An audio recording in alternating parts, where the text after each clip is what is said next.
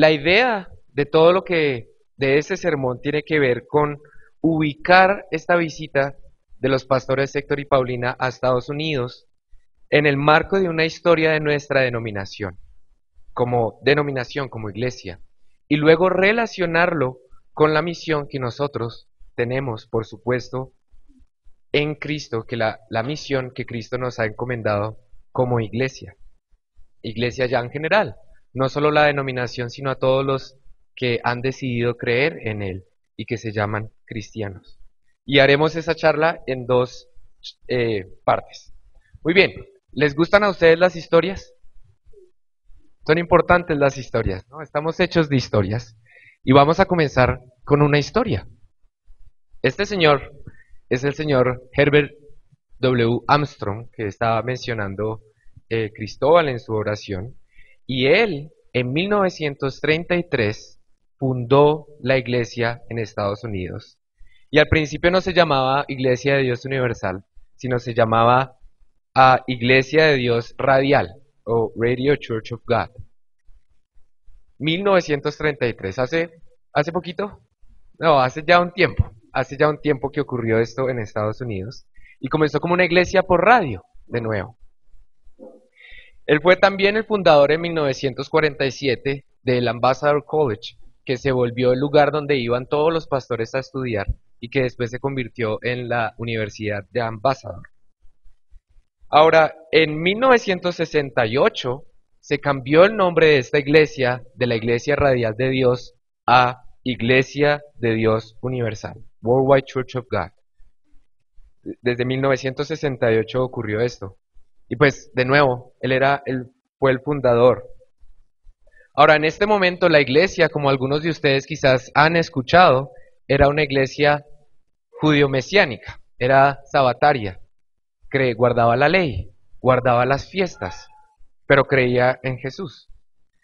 Había problemas doctrinales, si se quiere pensar de esta manera. Pero era una iglesia muy grande. En este momento, fácilmente, dicen los libros de historia de nuestra iglesia, podían estar asistiendo a los servicios de los sábados unas 100,000 personas. Y eso era solo en Estados Unidos. Alrededor del mundo, muchas personas estaban asistiendo a nuestra iglesia. Y aquí en Bogotá también ocurrió eso. La iglesia en Bogotá, esta iglesia, fue fundada en 1970. Y fue fundada en 1970 porque unos miembros no unos miembros, sino unas personas que estaban aquí, vieron la publicidad, leyeron la publicidad de la iglesia y se contactaron con la iglesia. Y como fruto de ese contacto, fue enviado por la iglesia central una persona que se llama Pablo González, que por cariño le decían el tío Pablo. Y el tío Pablo en 1970 funda la iglesia aquí en Bogotá. Mi papá en 1972 llegó a la iglesia y comenzó a ser parte de esas primeras épocas, pues imagínense 2 años después de haberse fundado la iglesia, y comenzó pues como todero. Le decían también el hombre vapor, va por la leche, va por el agua, va por los mandados, hacía todas las cosas. Y pues eventualmente comenzó a dar algunos sermoncillos y después hasta el 1981 fue que él viajó al Ambassador College, que había sido fundado por Armstrong, a estudiar teología. Y estuvo allá desde el 81 hasta el 84. Mi papá fue ordenado pastor de esta iglesia en 1988. Y todo esto ocurrió bajo la administración ¿de quién? Del señor Armstrong, quien había fundado la iglesia. Ahora, cuando el señor Armstrong murió en 1986, la denominación quedó en crisis. Quedó en crisis porque el señor Armstrong era una persona muy carismática, era una persona muy fuerte, era la cara de la iglesia. Y cuando asumió la presidencia, Joseph Tkach, Joseph Tkach, la asumió en 1986, luego de que el señor Armstrong murió. Y bajo su administración, bajo la administración de Joseph Tkach, se dieron muchos cambios. Y estos cambios duraron casi 10 años en consolidarse. Muchos teólogos se reunieron grupos teológicos de la iglesia se reunieron y se dieron cuenta que muchas de las doctrinas que el señor Armstrong había tenido en mente no eran realmente bíblicas y que estábamos equivocados. Y pues ahora imagínense decirle eso a 100.000 personas que asisten todos los sábados. Es toda una transición, es algo complejo, es algo difícil. Y aquí lo mismo ocurrió en la iglesia en Bogotá. Entonces, cuando se dieron cuenta que existían estos errores doctrinales y comenzaron a entender doctrinas tan importantes como la de la Trinidad, porque fue hasta 1993 que la iglesia oficialmente aceptó la doctrina de la Trinidad. Ya no le parecería eso terrible, que antes no lo hubiéramos aceptado, que antes estuviéramos en otras cosas. Fue hasta 1993 que se le dijo a las personas de nuestra iglesia que sí podían votar, por ejemplo, que no era pecado. ¿Ven? Habían muchas cosas, habían muchos problemas en la iglesia anterior, aun cuando también el evangelio fue predicado. ¿Sí? Y muchas personas llegaron a Cristo también. Aun cuando hubo horrores, también hubo obra por parte, pues, de lo que comenzó el señor Armstrong. Pero de esa administración fue difícil. La administración de Joseph Tkach fue muy difícil y comenzó a dar una serie de sermones y hacer un montón de transiciones para volver a la sana doctrina, volver a donde teníamos que estar, a entender quién éramos nosotros, quién era Dios y quién éramos nosotros en Él y en Cristo y en su obra. Ahora, estos fueron cambios dramáticos y muchos de miembros de nuestra congregación se fueron, porque su identidad estaba basada, era en los ritos de la iglesia, estaba basada en distinguirse de otras denominaciones. Y nosotros en ese momento pensábamos que era la iglesia indicada y todos los demás cristianos estaban equivocados, todos los demás cristianos estaban condenados, nosotros éramos los únicos con la claridad, ¿sí? Y digo nosotros, aunque yo no existía, porque hace parte de mi tradición, ¿sí? Y la he hecho propia, como sé que muchos de ustedes la han hecho propia. Entonces fueron cambios dramáticos porque cuando hubo esos cambios muchas personas perdieron su identidad. Mi identidad no estaba en Cristo, mi identidad estaba en una denominación y en distinguirme de otras denominaciones, con varios ritos. Hubo crisis. Y bueno, todos estos cambios se dieron en la iglesia y se cristalizaron en lo que se llamó la división en 1994. El junio 25 de 1994 se dio la división formal en la que muchas personas, muchos pastores salieron de la iglesia. Y eso ocurrió, bueno, aquí también ocurrió lo mismo, aquí en Bogotá, esa división también se dio. Y hay una película, levanten la mano si saben la película Call to Be Free. ¿No la han escuchado? Bueno, algunos, ¿sí? Hay una película que sacó nuestra denominación que habla de todos estos cambios y se llama Llamados a ser libres.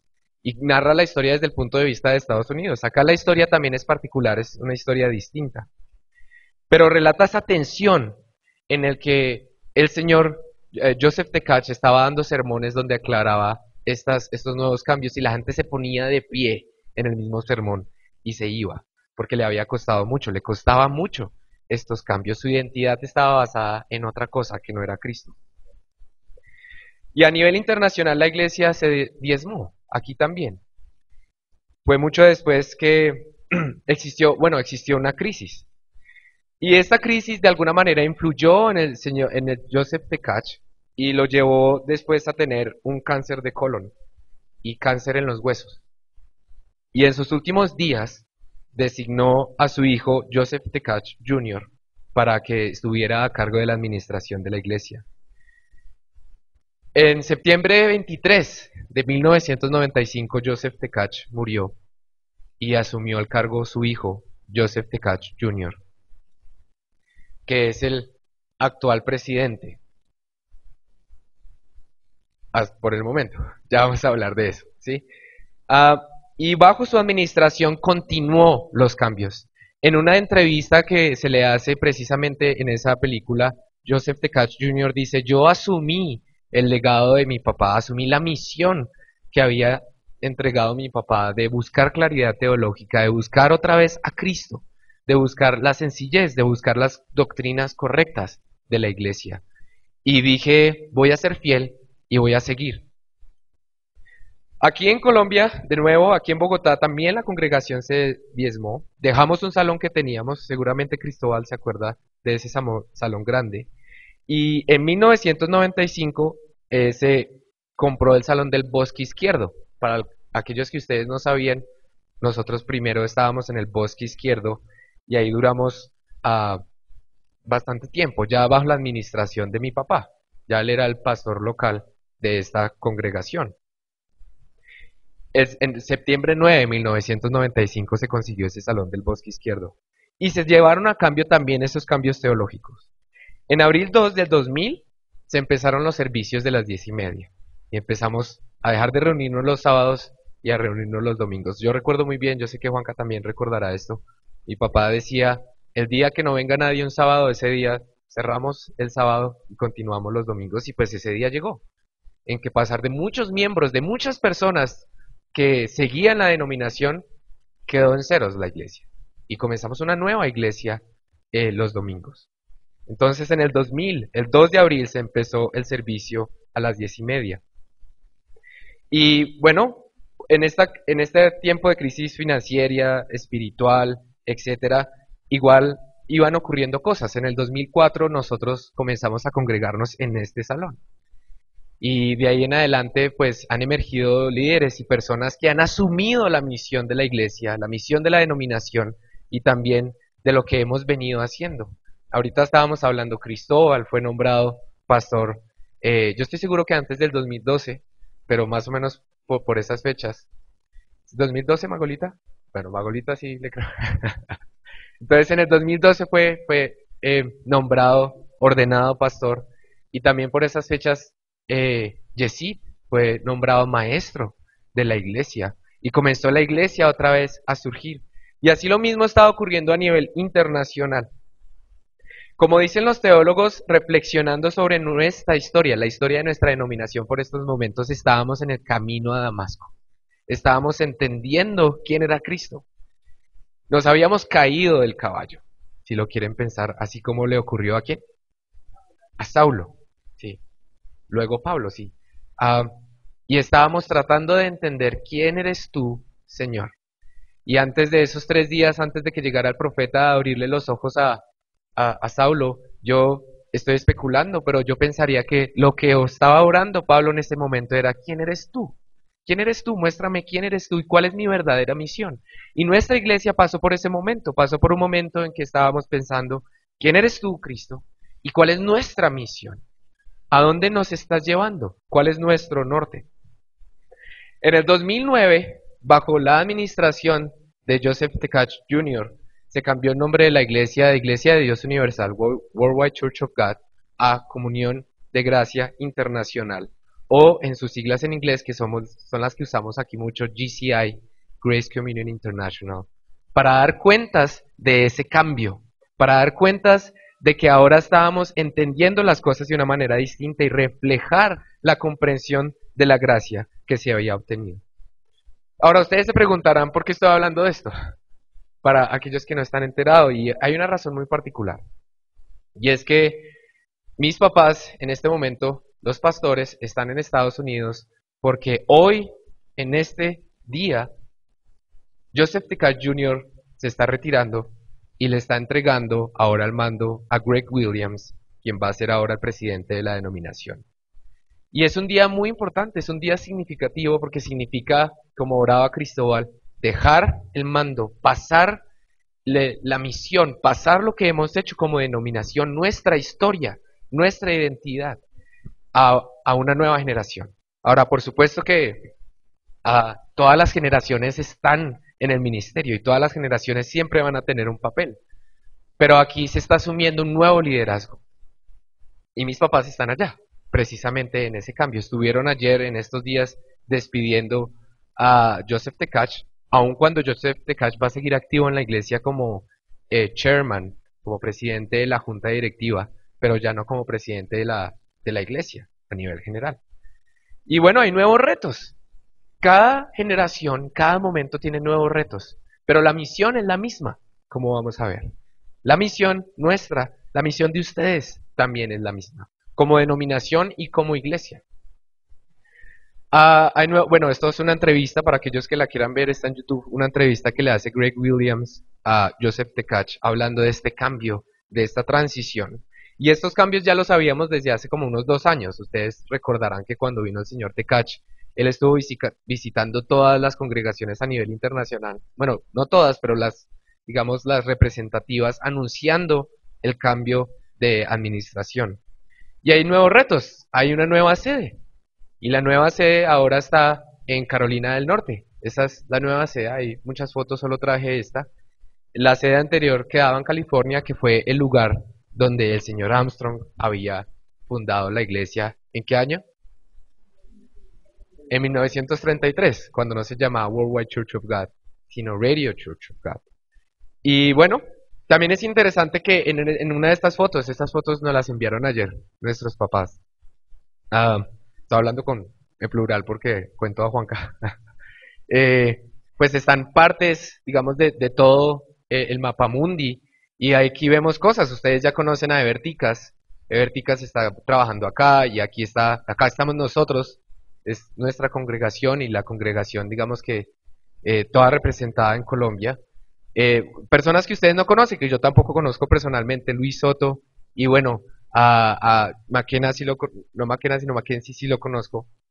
Y está un nuevo liderazgo, digamos, un liderazgo que se está renovando, que está asumiendo esta administración. Y bueno, aquí está también Greg Williams, Everticas, que ustedes conocen, su esposa Soshi, y pues nuestro pastor Héctor. Entonces, hay nuevos retos. Ahora, ¿cuáles eran los retos de nuestra congregación cuando apenas ocurrieron los cambios en 1986 a 1995? Eran retos de orientación teológica. No sabíamos para dónde estábamos, las doctrinas no estaban claras. Eran retos de relaciones y amistades quebradas. Y esto es algo que yo siempre le he escuchado a mis papás y se lo he escuchado a otras personas de la antigua iglesia, y es que muchas relaciones se quebraron. Y fue muy triste porque habían compartido, habían crecido juntos, pero se quebraron esas relaciones y ahora teníamos que sanar como iglesia, teníamos que sanar como amigos, comunidades, porque la iglesia es una comunidad. Y había retos financieros, por supuesto. Se diezmaron la parte financiera de la iglesia y teníamos que de nuevo volver a entender cuál era nuestra identidad en Cristo y cuál era nuestra identidad como iglesia para después poder descansar en la gracia y asumir la misión, nuestra misión. Y la persona indicada, dice, comentando acerca de estas cosas, el señor Fleming, que ustedes también conocen, bueno, algunos de ustedes, la persona indicada fue Joseph Tkach Jr., porque si ustedes recuerdan, cuando él visitó aquí la iglesia en el 2016, es una persona muy de relaciones, es una persona muy de orientaciones teológicas, y era la persona indicada. Pero ahora, ¿cuáles son los retos? Ahora, ¿qué es lo que nos sigue en el 2018 para adelante? Los retos para todas las generaciones, no solo para las que vienen, sino para las que están. Los retos es volver a recordar nuestra misión como iglesia, la gran comisión. Porque mientras estábamos nutriéndonos a nivel internacional, estábamos mirando muy hacia adentro, ¿sí? Porque estábamos sanando como iglesia. Y ahora nos corresponde volver a poner los ojos donde Cristo nos dijo que los pusiéramos, y es afuera de la iglesia, afuera de los muros de esta iglesia, en nuestras vidas, en vidas que transforman, en la proclamación del Evangelio, salir de los muros. Ahora, esta es la misión que ahora nos corresponde y que también está en el ojo de la orientación que tiene Greg Williams y que va a comenzar. Son nuevos retos de equipar a las personas en las congregaciones para que sean más efectivas a salir. Y aquí, por ejemplo, hemos visto en CIPEP.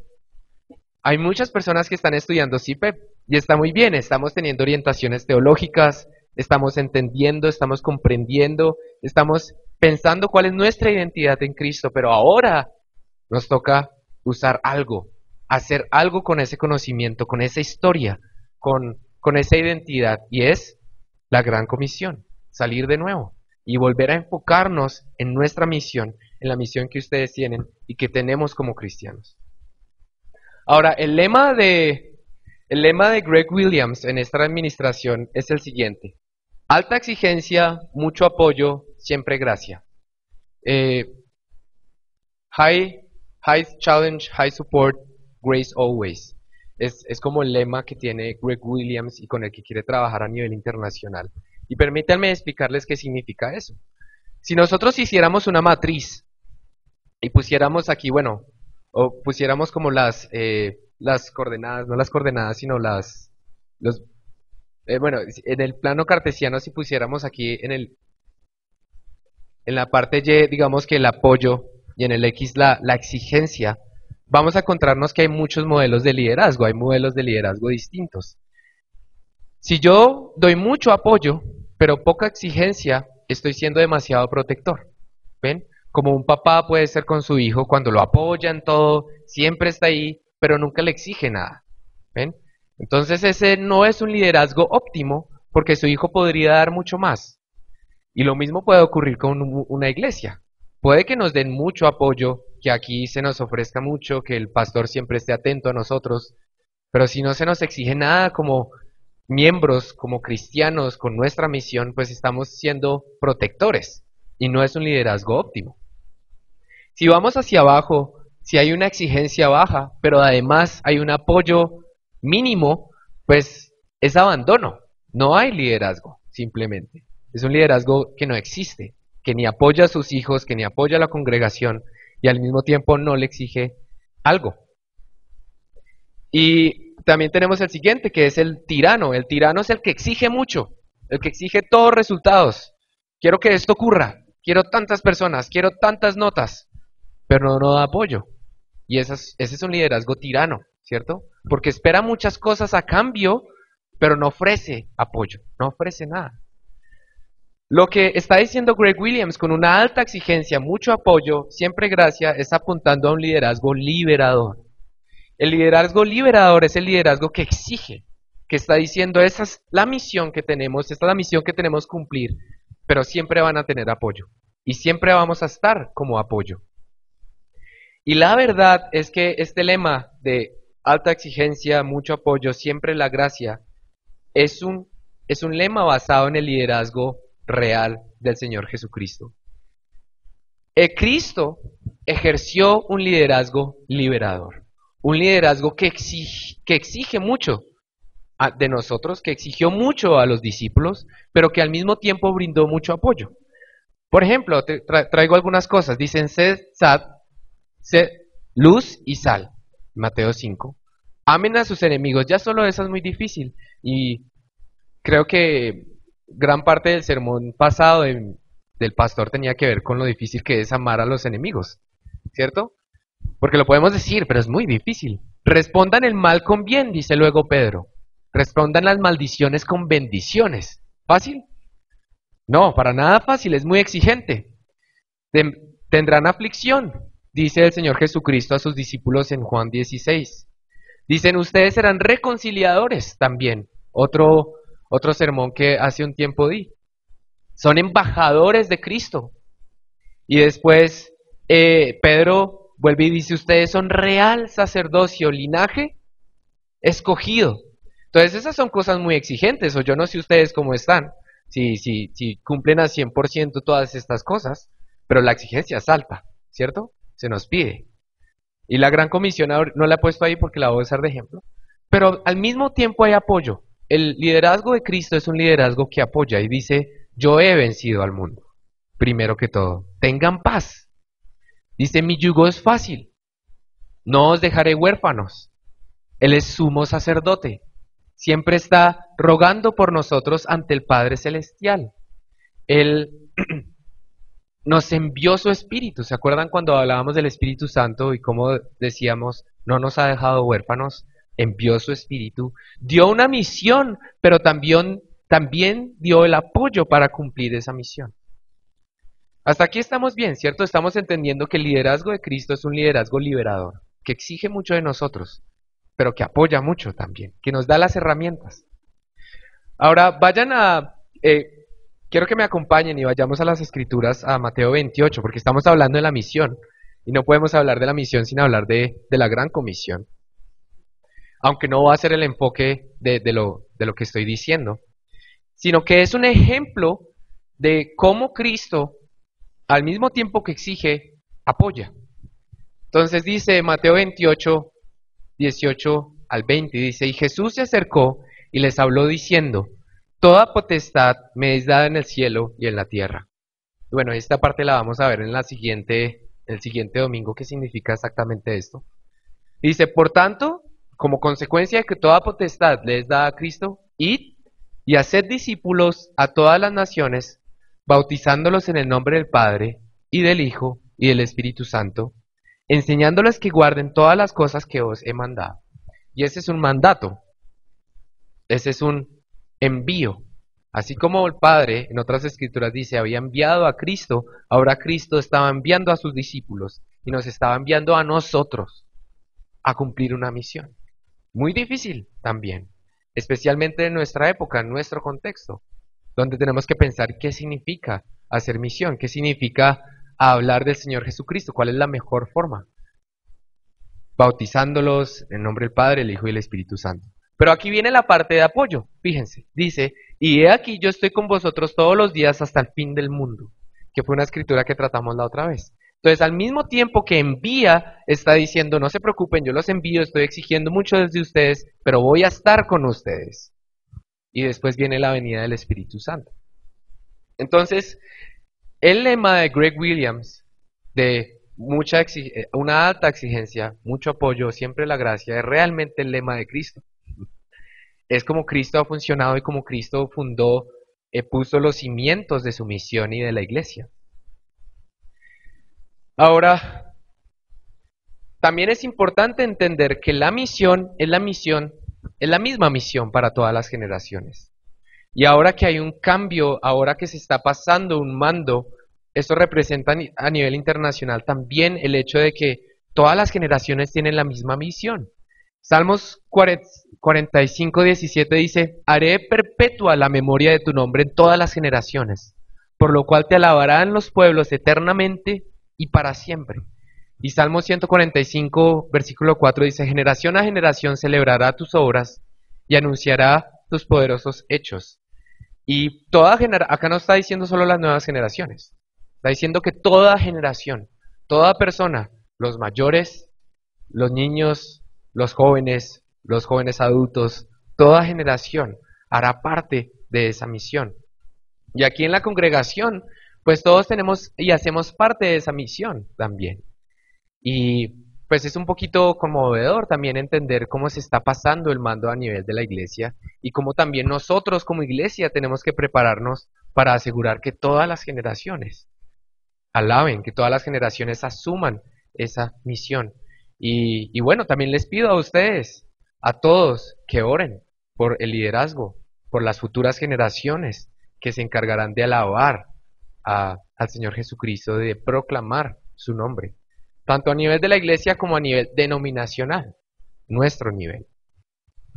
Y bueno, para aquellos que han crecido en la iglesia, pues todo esto es conmovedor. Juanca y yo ayer estábamos charlando con estas cosas con nuestros papás, porque sentimos que esos cambios, digamos, son muy importantes. Son cambios de que hay una nueva generación también que tiene que levantarse y asumir la misión. Asumir lo que desde el principio, desde 1933, aunque estuviera equivocado, se había comenzado, y es la proclamación del Evangelio. Muy bien, ahora es importante en este punto preguntarnos, muy bien, tenemos una misión y especialmente los jóvenes nos gusta decir, bueno, ¿qué hay que hacer? Díganos qué hay que hacer y comenzamos a trabajar porque tengo mucha energía.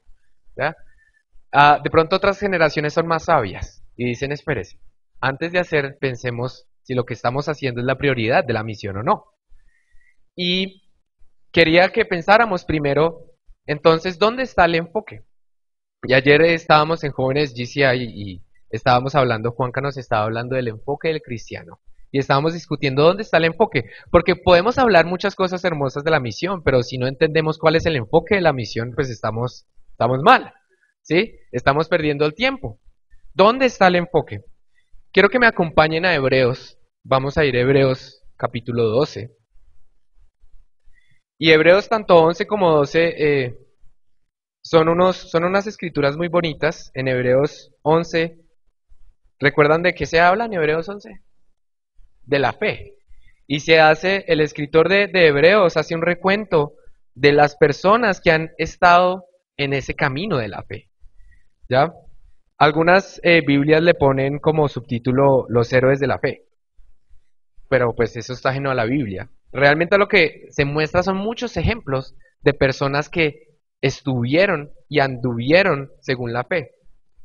Y aquí no voy a leer el capítulo 11 porque es largo, pero se menciona a Abel, a Enoc, a Noé, a Abraham, a Isaac, a Jacob, a José, a Moisés, a todas estas personas que, igual que nosotros haciendo recuento de nuestra denominación, a nivel de la iglesia, de la historia de la salvación, estuvieron ahí, ¿ven? Y tuvieron ese camino y optaron por ese camino.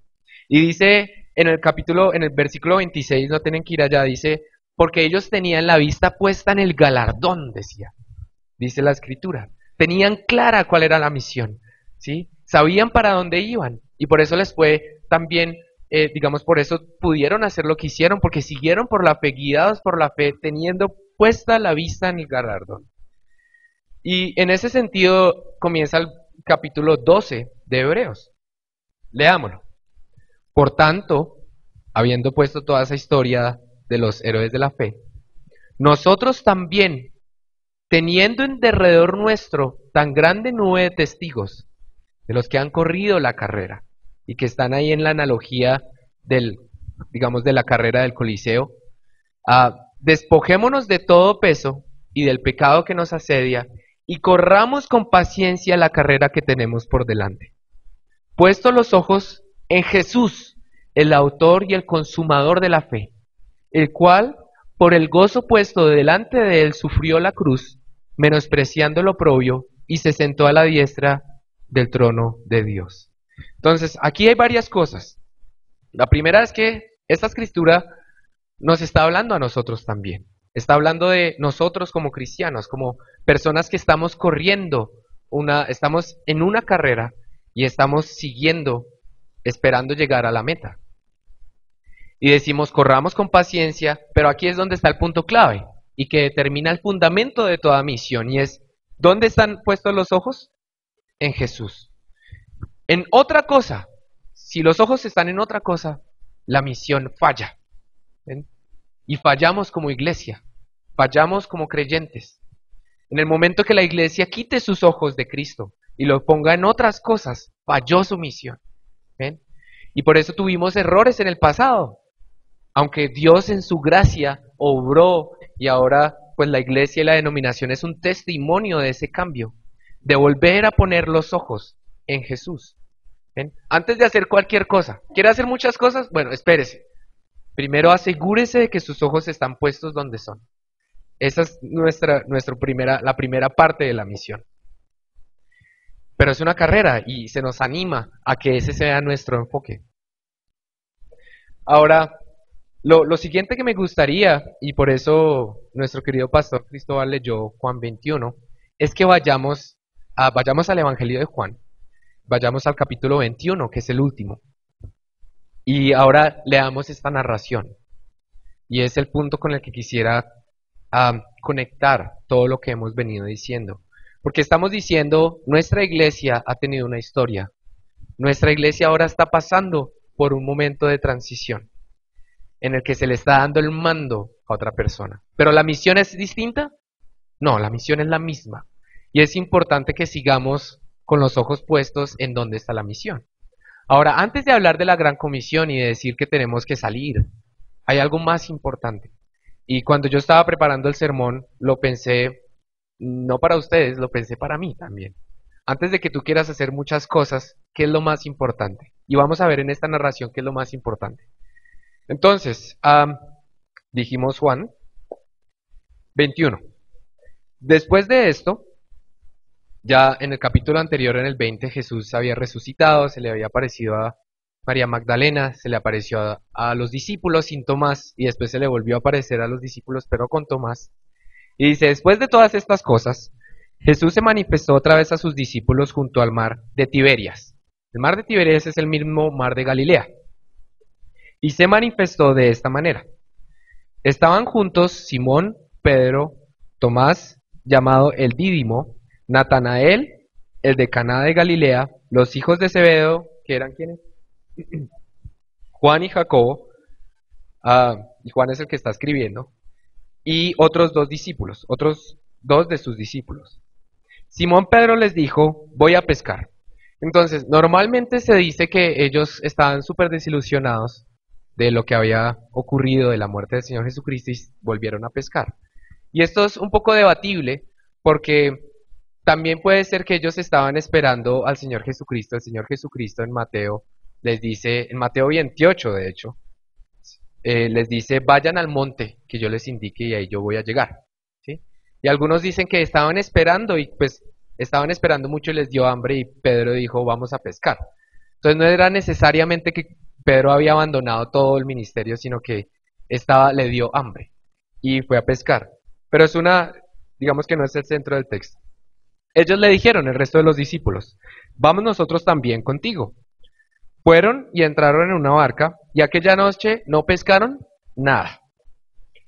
Cuando ya iba amaneciendo, se presentó Jesús en la playa, mas los discípulos no sabían que era Jesús.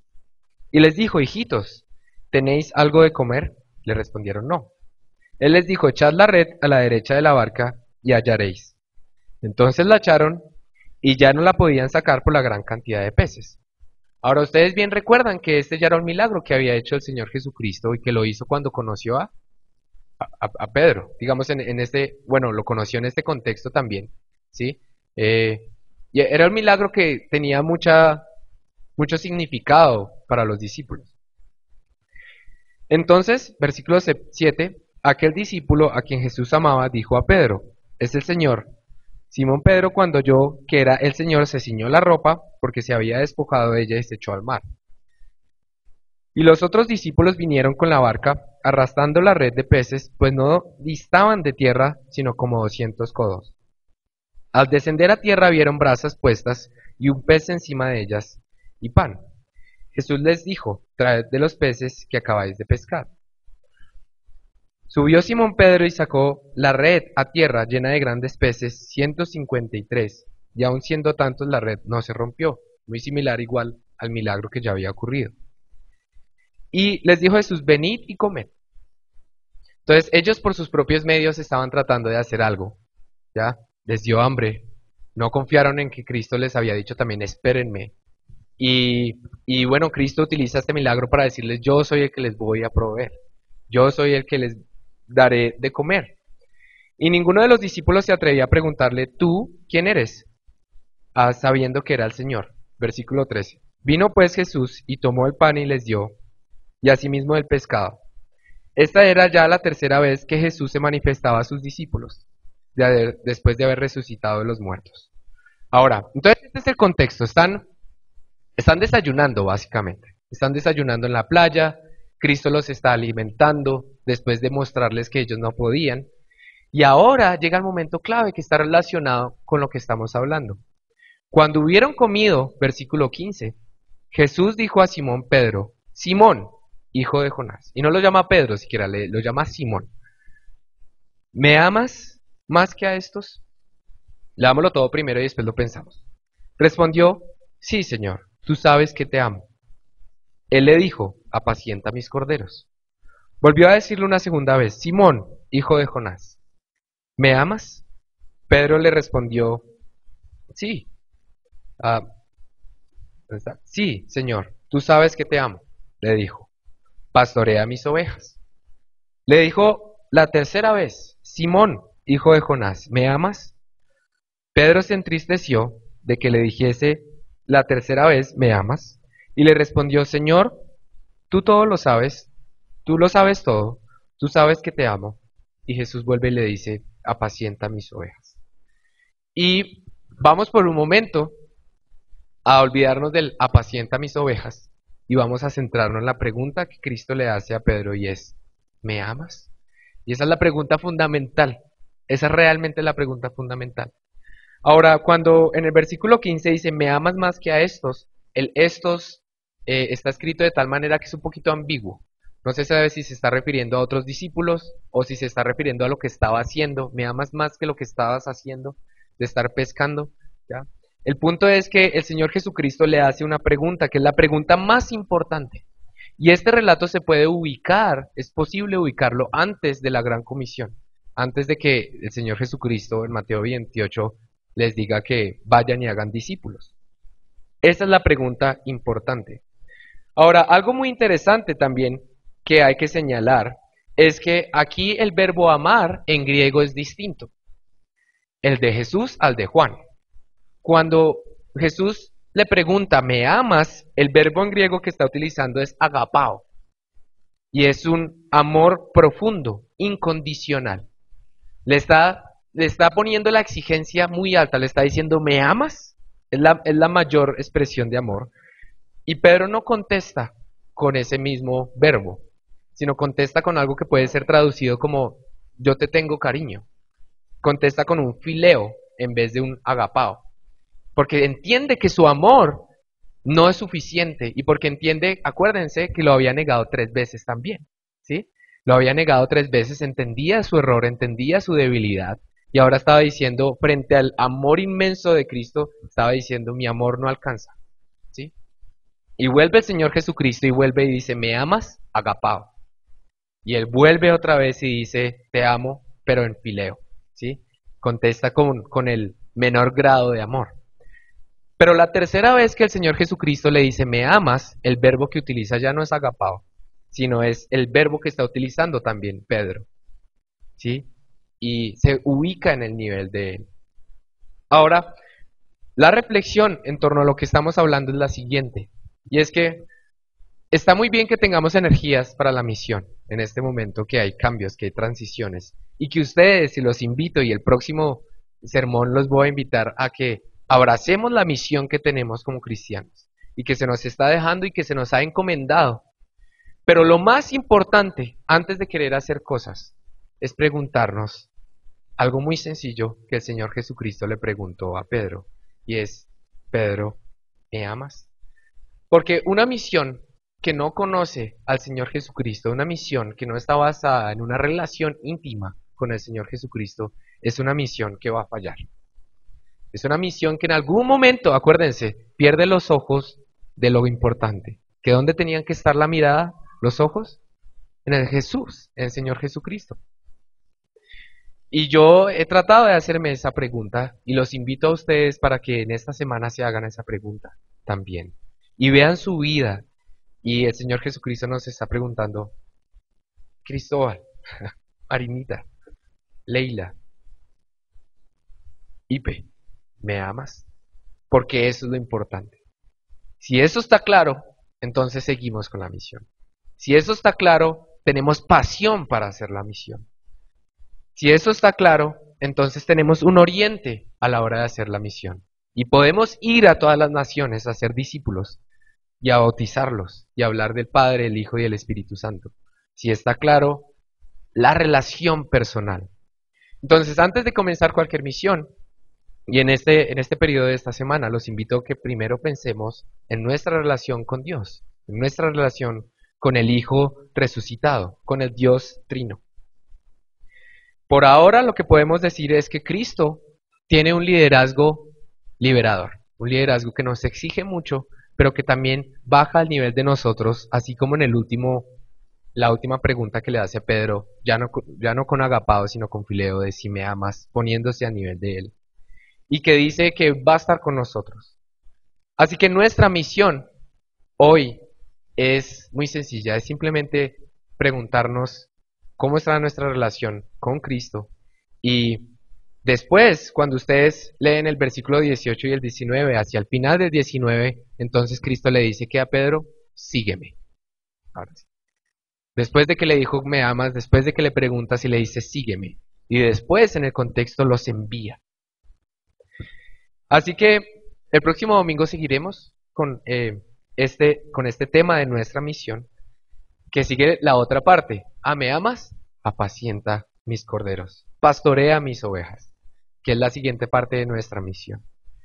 Así que quiero que ahora me acompañen en oración y pongamos estos cambios que hay en la iglesia y bendigamos también todo lo que está ocurriendo en Estados Unidos con estas transiciones y a nuestra denominación.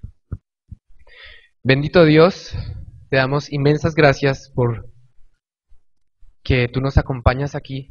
Tú dices que cuando hay 2 o 3 reunidos en tu nombre, tú estás ahí. Y sabemos que tu espíritu se mueve en este momento entre nosotros.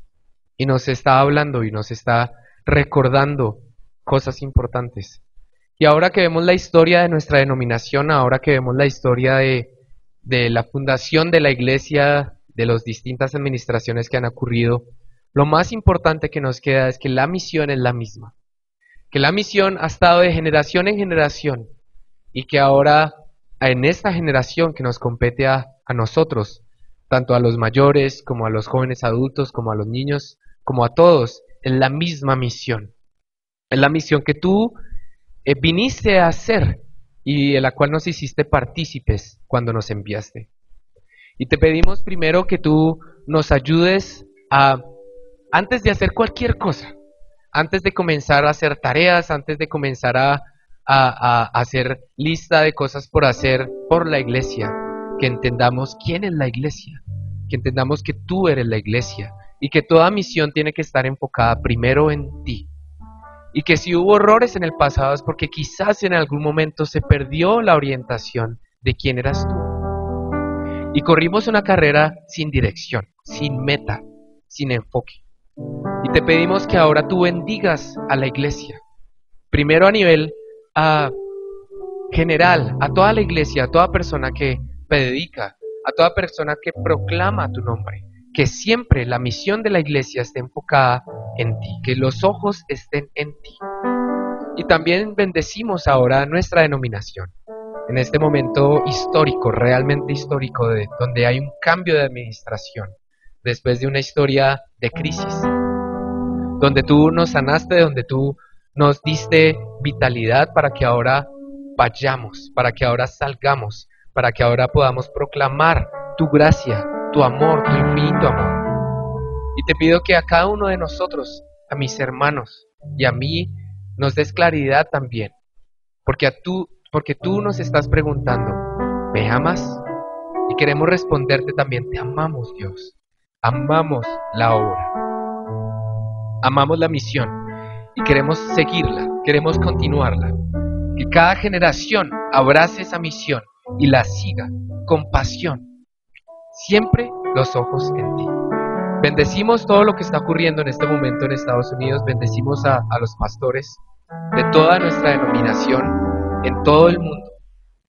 Y bendecimos el futuro que tú tienes para nosotros. Sé tú ayudándonos a hacer luz y sal, a que podamos llevar a cabo la misión. Siempre los ojos puestos en ti. Bendito seas, en nombre de Jesús. Amén.